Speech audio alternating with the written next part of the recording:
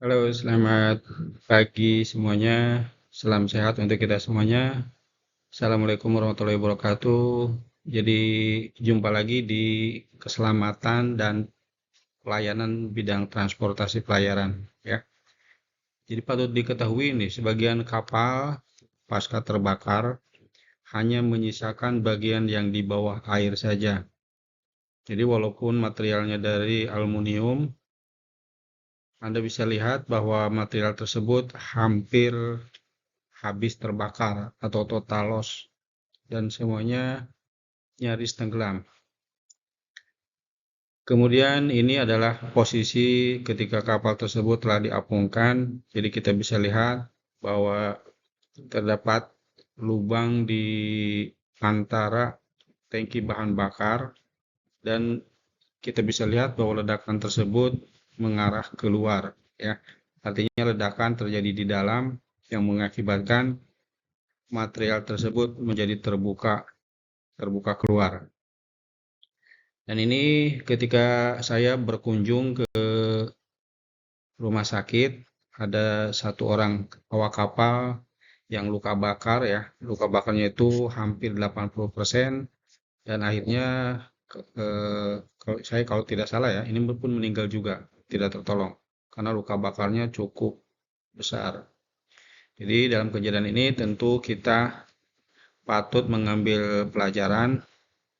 Jangan sampai terjadi kebakaran di kapal yang mengakibatkan akhirnya api tidak dapat dikendalikan dan apabila sudah demikian, ya tentunya normalnya kita semua panik, ya. Jadi yang meninggal itu 3 orang, luka bakar dan selamatnya 5. Ini adalah gambar rencana umum daripada kapal Dumai Lain 5. Jadi kapal ini dapat mengangkut penumpang totalnya itu 221 orang. Dengan kelas VIP 132 orang. Jadi cukup besar, ya. Bahkan di tangki ini terdapat kiri, kanan, dan center, ya. Jadi ada port, center, dan starboard untuk tangki bahan bakar. Kapal ini lumayan besar juga, dapat dengan panjang sekitar tadi 60 meter.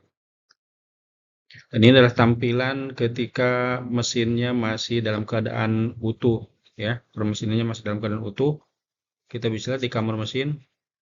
Jadi main engine-nya itu terdapat 3, ya, 3 main engine. Digerakkan oleh 3 unit main engine dengan merek MAN jenis V engine. Dan masing-masing engine terdapat 12 silinder karena dia V, ya, V type. Jadi satu baris itu 6 silinder kali 2, jadi 12.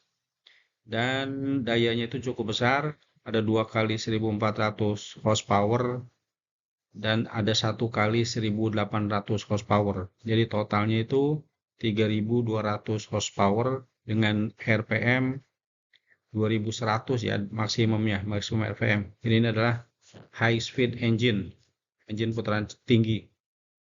Anda bisa lihat 2100 RPM.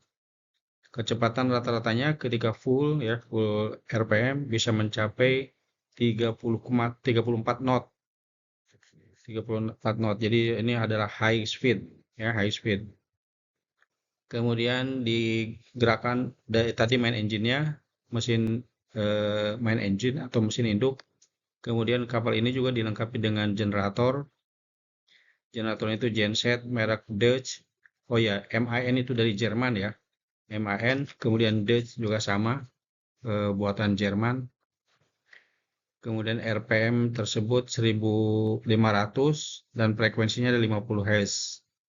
Menghasilkan daya 37 kW dengan tegangan 220 volt. Terdapat 2 unit genset yang bekerja secara bergantian tentunya. Kan ini kapal kecil, jadi sistemnya tidak diparalelkan, jadi generator berganti secara bergantian.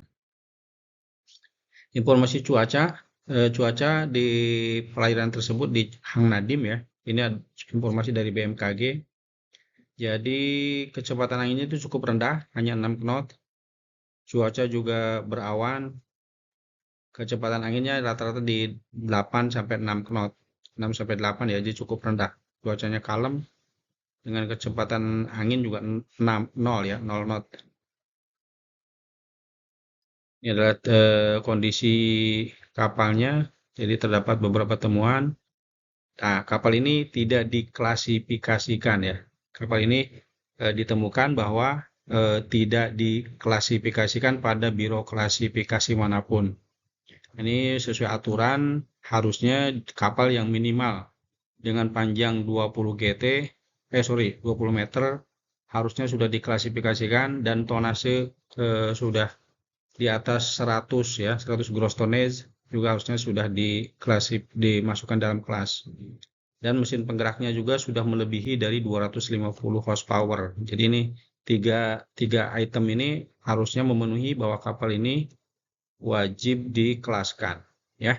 Demikian nanti kita lanjut lagi di pertemuan berikutnya. Selamat pagi, tetap semangat dan salam sehat untuk kita semua. Assalamualaikum warahmatullahi wabarakatuh.